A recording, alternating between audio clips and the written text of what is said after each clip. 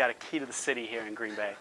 What's it like being back celebrating 300 episodes and something that you created? You know, who would have said 16 years ago that Inside the Huddle would still be alive? I would have never imagined. But when you take something and create something special, it's going to be around for a very long time. And it doesn't matter who the person is hosting the show.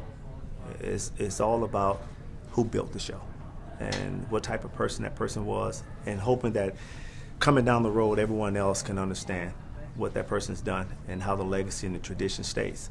The NFL has kind of changed, though, since you've been out of the league, especially with social media. So where do you think of the direction the league's going from a player's perspective, now seeing it through a different lens, being retired? The platform is bigger, and guys have the opportunity to be bigger and better and be able to get their brand out there even more, where it wasn't for that. I mean, you played the game, you wore a helmet and shoulder pads, and people never got a chance to know who you were as a person. I think the first time I can say people really got to find out who I was is when I went on Dance with the Stars, because I didn't have a helmet and I didn't have shoulder pads on. But throughout the run, throughout the phase of that show, I was able to change who I was as well.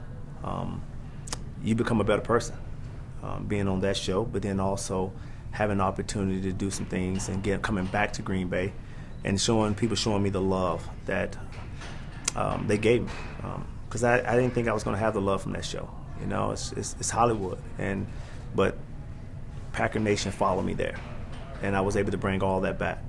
And so for that, it was a bigger platform. And now I'm able to do the things that I want to do, knowing that I would have never had the chance to do it. Ted Thompson's a guy that gave a lot of chances to people. You obviously played when he was the GM, going to the Packers Hall of Fame, going to join you. What's it like going to be welcoming him into the club? He was here from day one.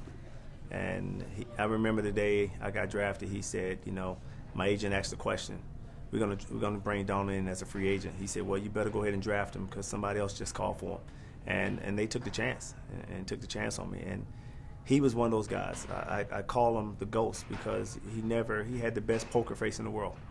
I could sit up in a room with him and talk about opportunities that I wanted. I want to be a Green Bay Packer for life, and he would just keep the same face, never change, never smile, but you knew that he cared for you.